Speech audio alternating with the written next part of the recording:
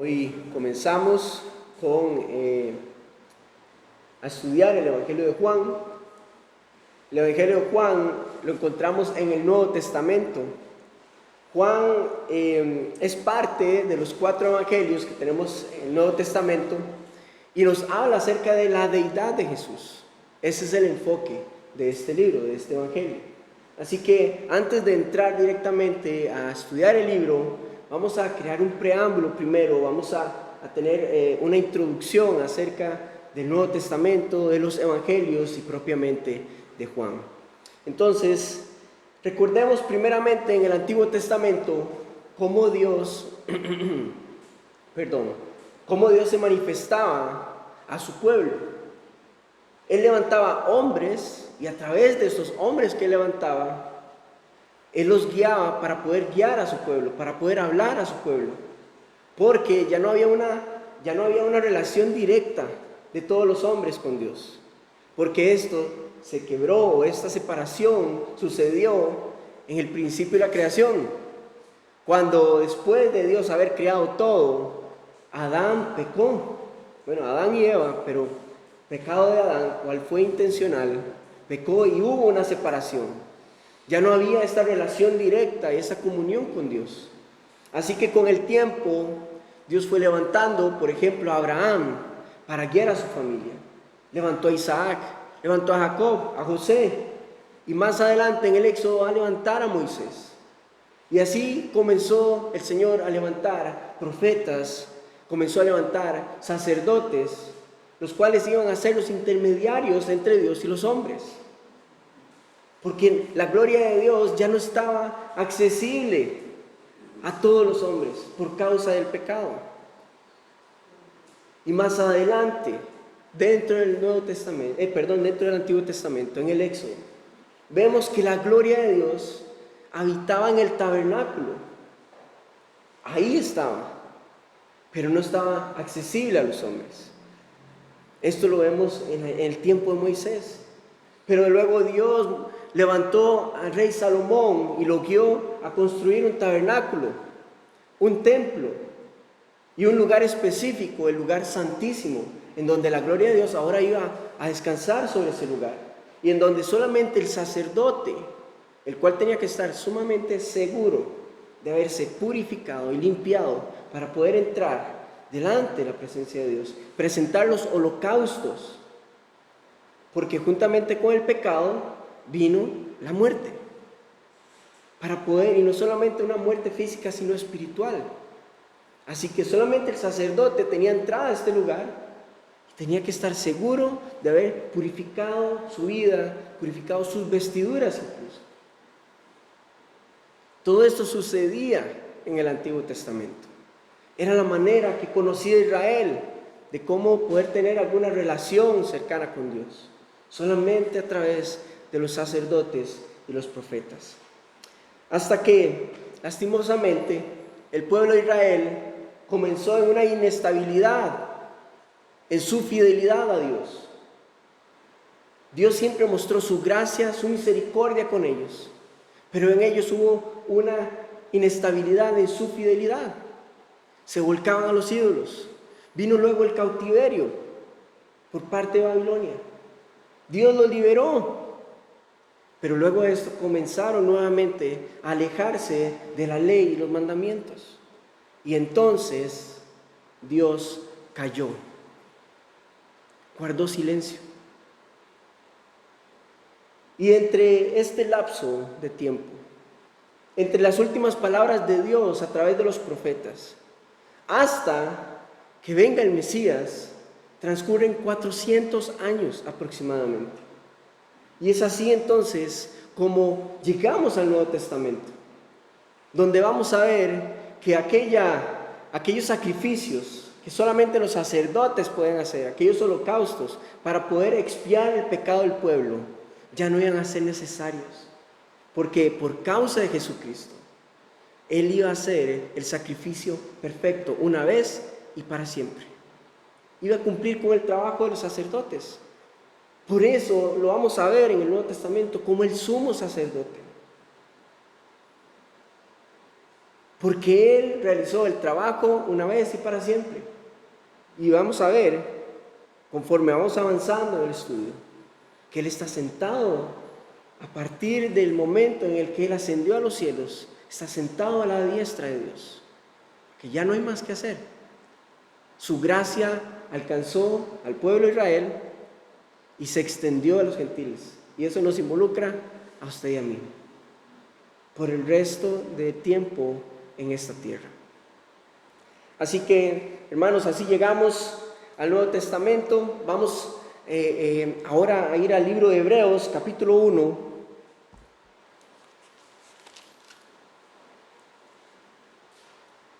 Hebreos, capítulo 1. Recordemos, ¿dónde habitaba en el Antiguo Testamento la gloria de Dios? En el templo o en el tabernáculo, en el Éxodo. Hebreos capítulo 1, versículo 3, dice, está hablando acerca de Jesús, el cual, siendo el resplandor de su gloria y la imagen misma de su sustancia, y quien sustenta todas las cosas con la palabra de su poder, habiendo efectuado la purificación de nuestros pecados por medio de sí mismo, se sentó a la diestra de la majestad en las alturas. ¿Saben de quién nos está hablando acá? De Jesucristo. Él es el resplandor, Él es la imagen, la esencia misma de la gloria de Dios. Entonces, luego de 400 años, la gloria de Dios venía nuevamente a esta tierra, encarnado en Jesús, y traería luz, traería esperanza, traería vida nuevamente, salvación para todo aquel en quien Él cree. Él estaba descendiendo nuevamente, y esto fue algo que los religiosos no vieron en su momento, ni han visto, aunque lo tuvieron de frente. Así que este silencio de Dios se ve roto, se ve quebrantado después de 400 años con este acontecimiento. Y el propósito de su venida era claro: venir a quitar el pecado de la humanidad y reconciliar al hombre con Dios.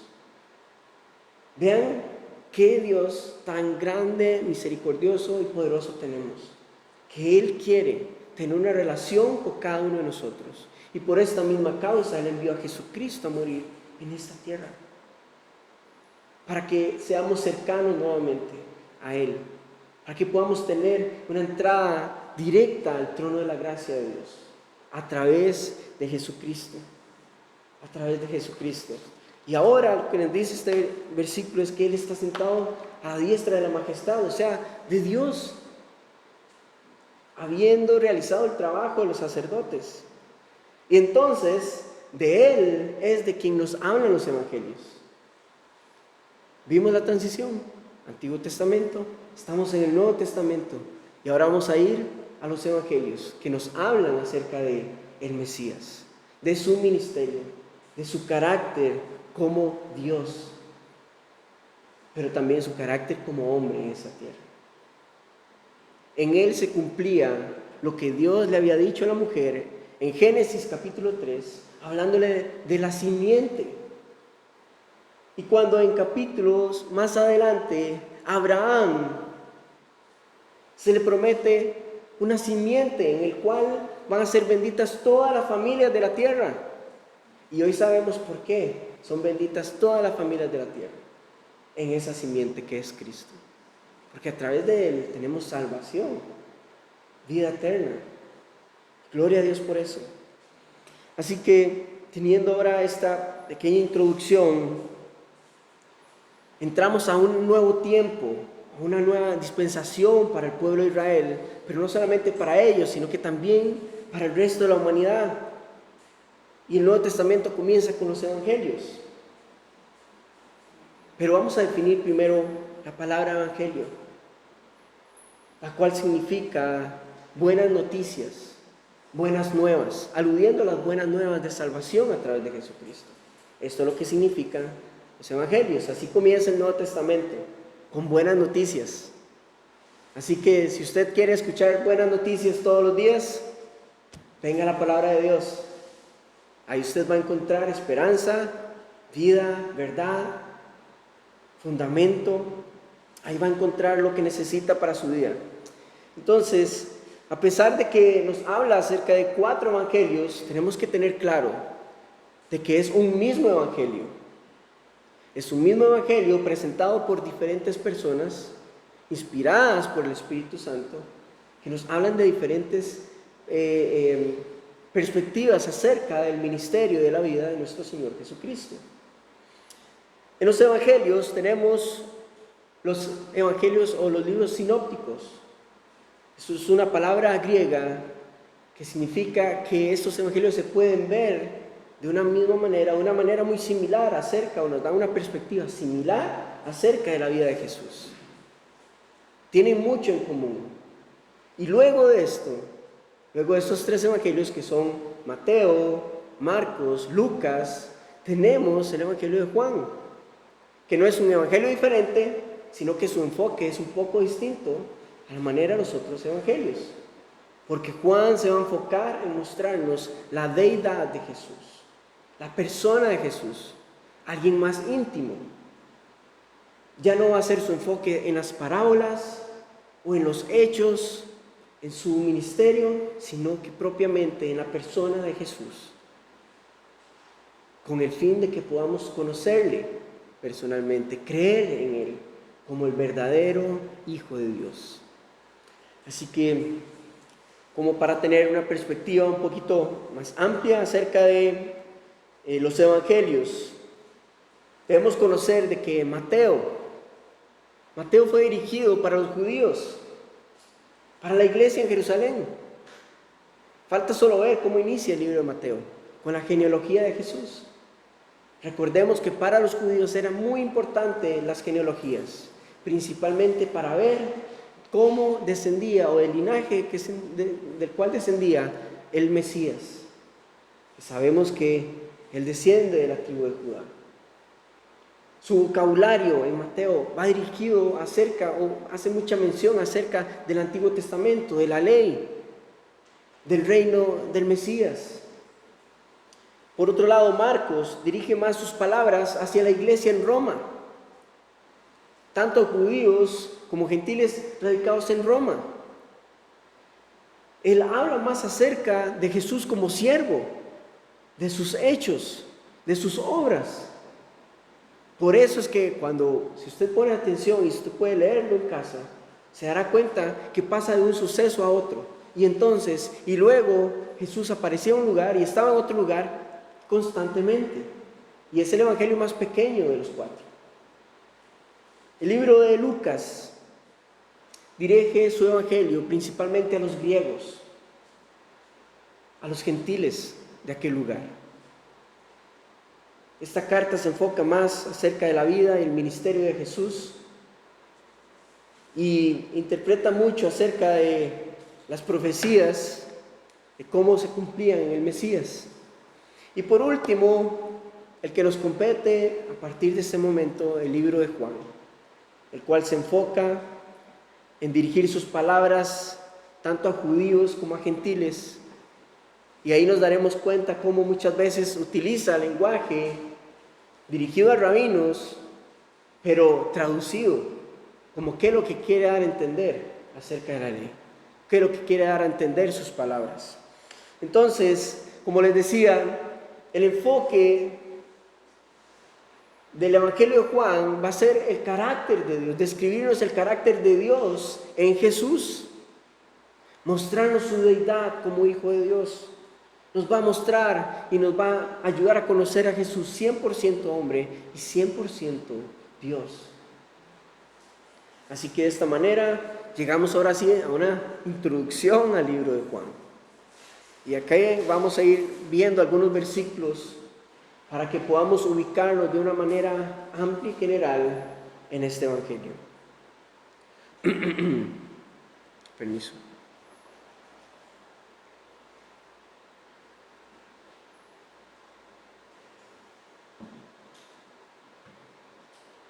Juan se escribe aproximadamente en la última década del siglo I, Tradicionalmente se dice que fue el apóstol Juan quien lo ha escrito, inspirado por el Espíritu Santo, enfatizando sus palabras en dar a conocer la deidad de Jesús, dejando un poco más de lado las parábolas, parte de los milagros de Jesús.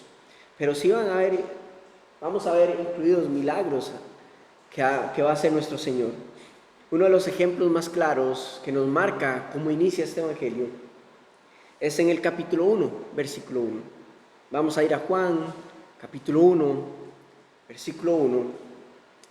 Nos dice: en el principio era el Verbo, y el Verbo era con Dios, y el Verbo era Dios. De una manera general, porque lo vamos a ir estudiando poco a poco, la próxima semana iniciaremos propiamente con el capítulo 1. Este versículo nos marca que el verbo, la palabra verbo, significa la expresión de Dios. Y que vimos anteriormente de que en Cristo, que Cristo es la expresión de la gloria de Dios, es el reflejo de su gloria, o sea, la expresión de Dios, nos está hablando acerca de Cristo, del verbo. Y cuando nos habla de que Él era, de que en el principio era el verbo, nos está aludiendo de que antes del origen de la tierra, antes del origen de la creación, Él ya existía. Pero no solamente eso, sino que Él estaba con Dios Padre, y Él mismo es Dios. Él mismo es Dios. El resto del capítulo nos va a ir dando más fundamentos acerca de esta verdad, pero como les dije ahorita, el punto es poder evidenciar la pauta que va a marcar el libro de Juan, su evangelio, para darnos a conocer a Dios hecho hombre. Ahora vamos a ir al capítulo 20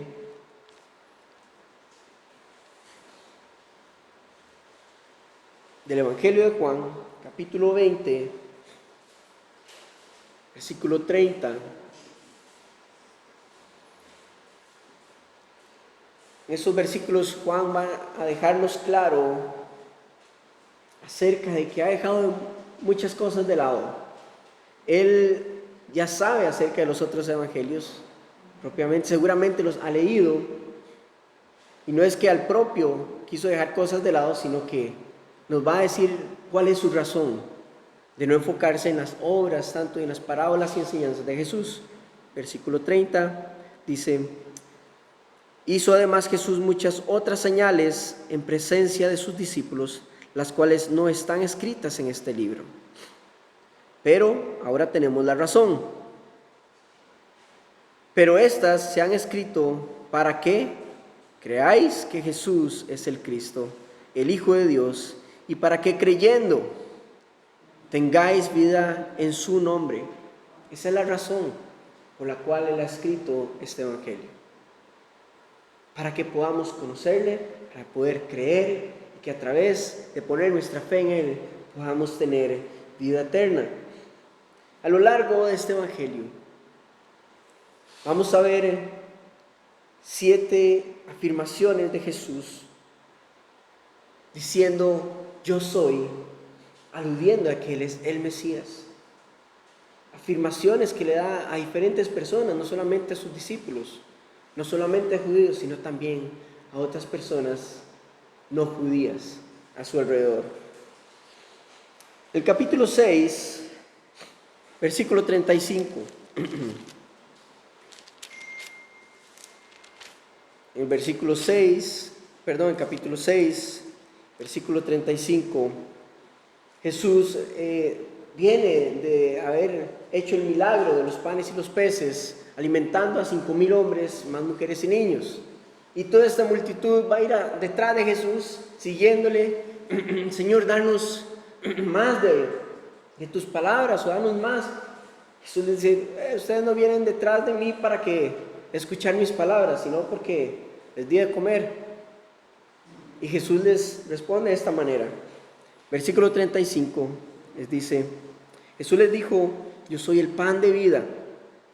El que a mí viene nunca tendrá hambre, y el que cree en mí no tendrá sed jamás. Él está diciendo: yo soy la provisión que ustedes necesitan. Pero no es una provisión física, sino espiritual de su alma. La provisión que ustedes estaban esperando soy yo, el que les da salvación para vida eterna. De nuevo vamos a profundizar en eso cuando lleguemos ahí.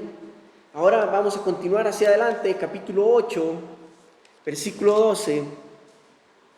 Otra de las declaraciones de Jesús diciendo: yo soy.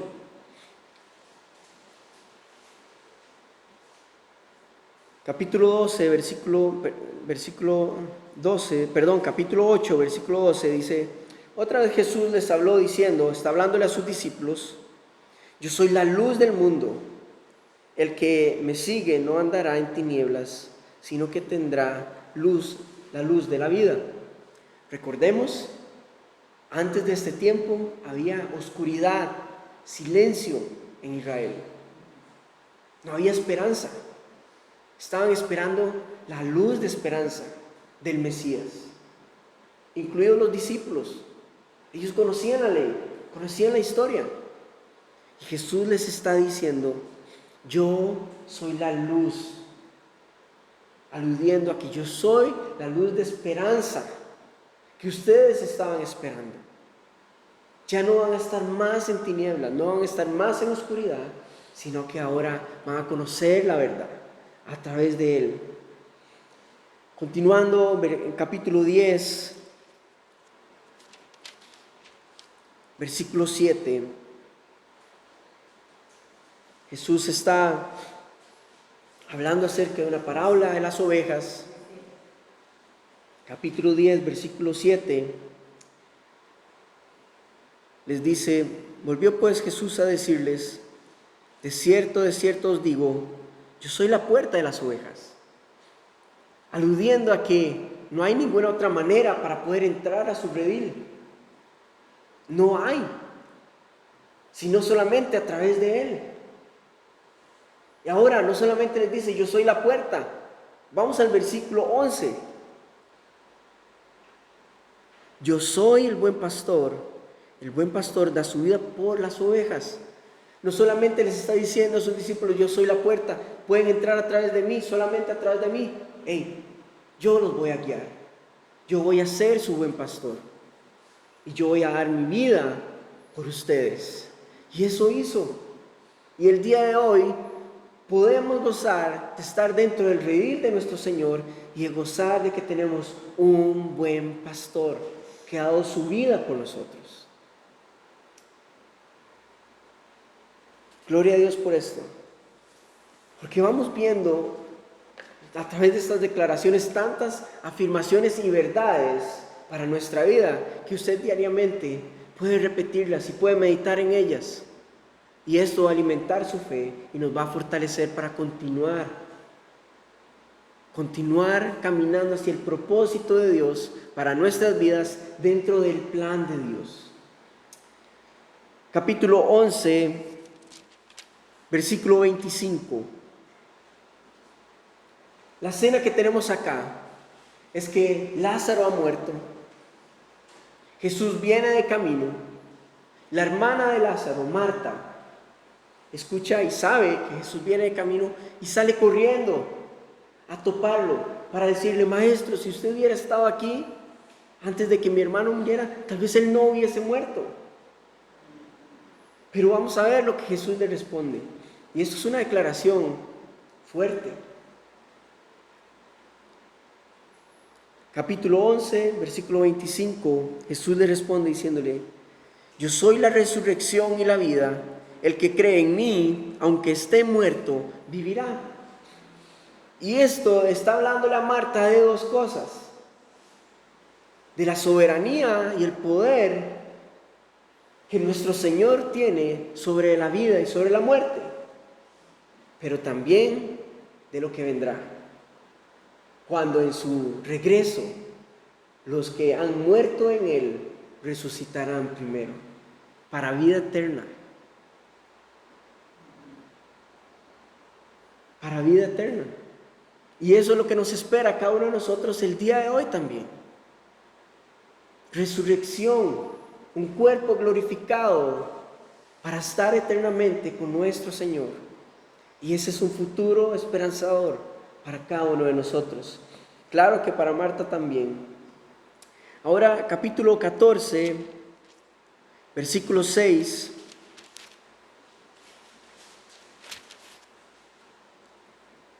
Jesús está hablando con sus discípulos. Están en la última cena. Jesús se está despidiendo de ellos. Está diciendo, yo ya me voy de regreso al Padre. Ustedes saben a dónde yo voy y saben también el camino. Como siempre, Tomás le pregunta, Señor, ¿cómo no sabemos a dónde vas? ¿Cómo vamos a saber el camino? Entonces Jesús le responde, versículo 6, yo soy el camino, la verdad y la vida. Nadie viene al Padre sino por mí. Jesús les está dando a entender de que Él va de regreso al Padre después de su resurrección y que no hay ningún otro camino. Él les está marcando la brecha por donde deben de caminar. Y al día de hoy comprendemos que cada creyente debe caminar por ese camino que el Señor nos ha marcado, que solamente a través de Él es que podemos llegar al Padre, solamente a través de Él. Capítulo 15, versículo 1. Capítulo 15, versículo 1 nos dice, yo soy la vid verdadera y mi Padre es el labrador. Con esta declaración, Jesús les está dando a entender a sus discípulos acerca de la salvación, que separados de Él, nada van a hacer. No van a poder llevar fruto, no van a ser salvos, y esto aplica para el día de hoy, también para nosotros. Él es la vid verdadera, Él es la única fuente de salvación, Él es la única fuente de vida eterna. Separados de Él, si no tenemos una relación con Él, no tenemos vida eterna. No la tenemos. Porque Él es la vid verdadera. Él es la fuente. Y más adelante vamos a ver que Él les dice, separados de mí, nada podréis hacer. Y no es solamente hablándoles acerca, ministerialmente hablando. Nada podéis hacer porque si el Señor no habita en su corazón, y el Espíritu Santo, nada vas a poder hacer para provecho. Nada de lo que haga va a valer la pena. Porque Él es la fuente. Él es el que produce el fruto para que nosotros solamente lo llevemos. Nosotros no producimos nada. El Señor es el que produce. Y si estamos apegados a Él, nos pone fruto para llevar su fruto. Su fruto, no nuestro. Acerca de esto vamos a profundizar cuando lleguemos a este momento, a este capítulo.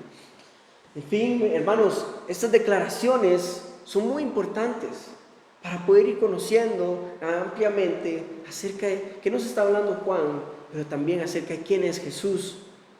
Y esto se va a complementar con otras descripciones y otras palabras de Jesús que lo afirman como el Hijo de Dios. Vamos a ir nuevamente de regreso al inicio, en capítulo 1. Capítulo 1, versículo 29. Este es Juan el Bautista, el que va a hacer de esta declaración. Juan el Bautista era el que precedía a Jesús. El que estaba preparando el camino para cuando el Cordero de Dios viniera a esta tierra o viniera y se diera a conocer a los demás públicamente. Versículo 29 dice, el día siguiente vio Juan a Jesús que venía a él y dijo, he aquí el Cordero de Dios que quita el pecado del mundo. Quita el pecado del mundo. Él es el Cordero de Dios. Es una afirmación que Juan está haciendo a través del Espíritu Santo, está haciendo acerca de Jesús. Ahora más adelante en el mismo capítulo, cuando está llamando a sus discípulos, está hablando con Natanael, el capítulo 1, versículo 55, Él les dice: de cierto os digo, de aquí en adelante veréis el cielo abierto, a los ángeles de Dios que suben y descienden sobre el Hijo del Hombre. Jesús está haciendo mención de algo que sucedió miles de años atrás. Está haciendo alusión de la experiencia y el encuentro que tuvo Jacob con el Señor en Betel. Y eso usted lo puede encontrar en Génesis capítulo 28, en donde Jacob está recostado en una piedra y comienza a ver aquello, una escalera del cielo a la tierra, en donde Jehová está al pie de la escalera. Y conocimos y estudiamos acerca de eso cuando estudiamos Génesis, de que nos estaba hablando acerca de nuestro Señor Jesucristo reencarnado. Entonces Jesús está diciéndole a Natanael: yo soy la escalera. No hay ningún otro camino por donde puedan llegar. De ahora en adelante ustedes van a comenzar a ver de que es solamente a través de mí, de ningún otro. Otra declaración, el capítulo 2, versículo 19, Jesús está hablando con los fariseos. Versículo 19, Él dice: mas Él hablaba del templo de su cuerpo. Respondió Jesús y les dijo: destruid este templo y en 3 días lo levantaré. Entonces luego los judíos, en 46 años fue edificado este templo, y tú en 3 días lo levantarás. Versículo 21, mas Él hablaba del templo de su cuerpo. Y esto nos confirma también de que la gloria de Dios ya no estaba habitando en el lugar santísimo, sino que en Jesús. Y Él estaba haciendo referencia de que cómo iba Él a sufrir, cómo iba a ser prácticamente destruido en su crucifixión, pero que después de su muerte, 3 días después, sería resucitado, ¿verdad? Muy bien, capítulo 3, vamos a movernos hacia adelante, capítulo 3, versículo 4 y 5. Jesús está hablando acerca de un nuevo nacimiento con Nicodemo, con uno de los líderes fariseos que fueron de esos creyentes ocultos, a escondidas. Jesús les dice, respondió Jesús y le dijo: de cierto te digo, el que no naciere de nuevo no puede ver el reino de Dios. Nicodemo le dijo: ¿cómo puede un hombre nacer siendo viejo? ¿Puede acaso entrar por segunda vez en el vientre de su madre y nacer? Cada uno de nosotros, el día de hoy, no podemos nacer de nuevo si no es a través de Jesucristo. Entonces la declaración que Jesucristo le está diciendo a Nicodemo es que solamente es Jesús quien puede dar un nuevo nacimiento. Solo Él puede hacerlo. No es la ley, no son las obras, es su gracia, es su amor, es su misericordia en nosotros. Es a través de su sacrificio, de nuestra fe en Él, que Él puede hacernos nacer de nuevo. Esta es una de sus declaraciones. Más adelante, en el versículo 14, igual con Nicodemo, está hablándole. Le dice: y como Moisés levantó la serpiente en el desierto, así es necesario que el Hijo del Hombre sea levantado. Ahora Jesús está aludiendo a una escena que tenemos en el libro de Éxodo, cuando Moisés tira su bordón al suelo, se convierte en serpiente, y cuando lo levanta, nuevamente su báculo toma forma. Entonces está haciendo esta analogía para explicarle a Nicodemo que de esta misma manera Él va a ser levantado de entre los muertos. Él va a ser resucitado y va a ser exaltado por Dios, haciendo que se siente a la diestra de Él, en su trono. En capítulo 6, versículo 35.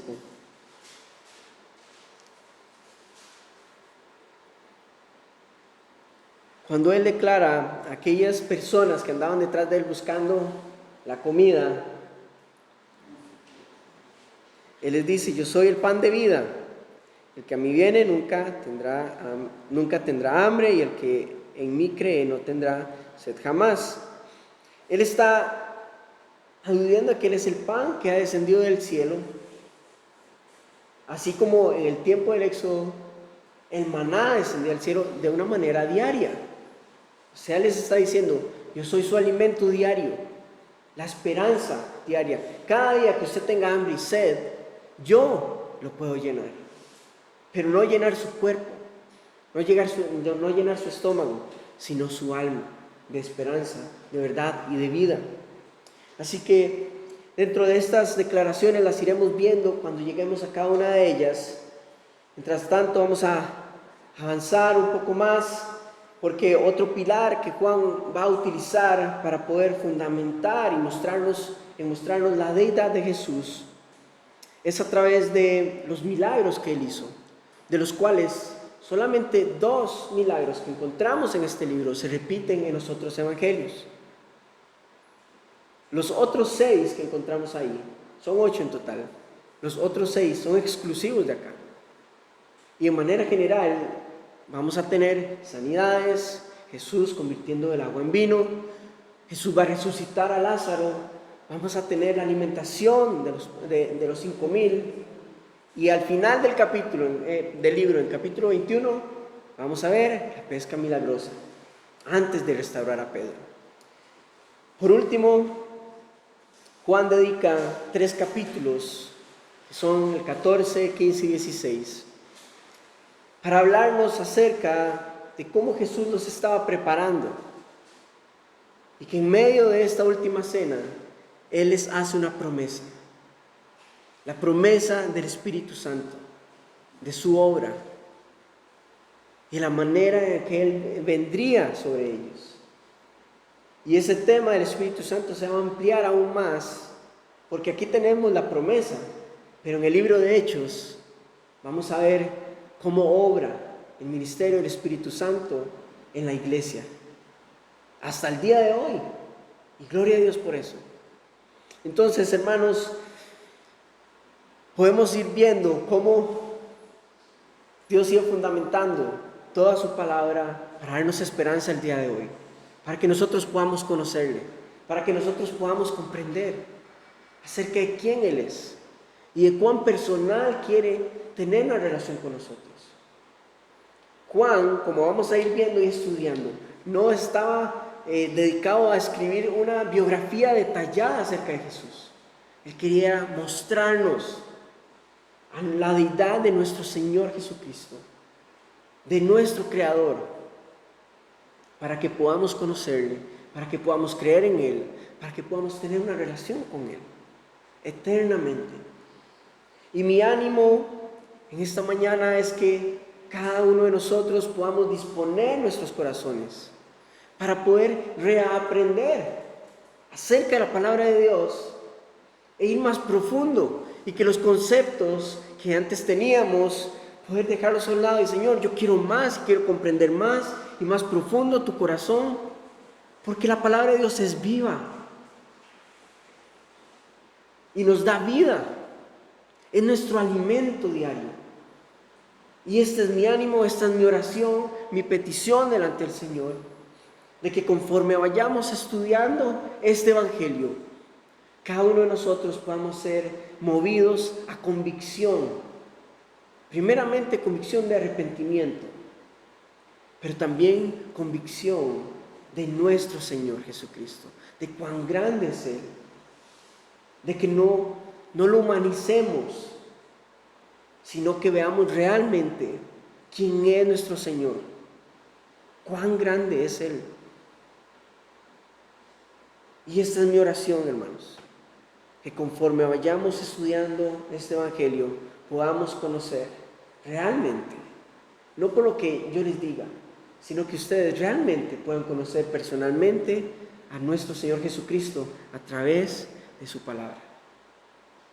Y van a ver transformadas sus vidas, sus corazones. Amén. Señor, te damos toda la honra y toda la gloria a ti. Gracias, Señor, porque tú eres tan grande, tan bueno, tan poderoso, que no hay palabras que puedan existir, Señor, en nuestro lenguaje humano, Señor, para poder expresar nuestra gratitud, nuestra adoración a ti. Gracias por tu palabra. Gracias, Señor, de verdad, porque tú tienes gracia y misericordia con cada uno de nosotros. Y te pido, Dios, que tú obres a través de tu Espíritu Santo en cada uno de nuestros corazones, para inquietarnos y movernos, para regresar de nuevo a arder y hacer todo lo que sea necesario para arder en nuestro primer amor por ti. Te damos toda la honra y la gloria a ti. Ponemos nuestras vidas delante de tus pies, Señor. Obra en nuestras vidas en esta semana, Señor. Te damos toda la honra y la gloria a ti, Jesús. Amén.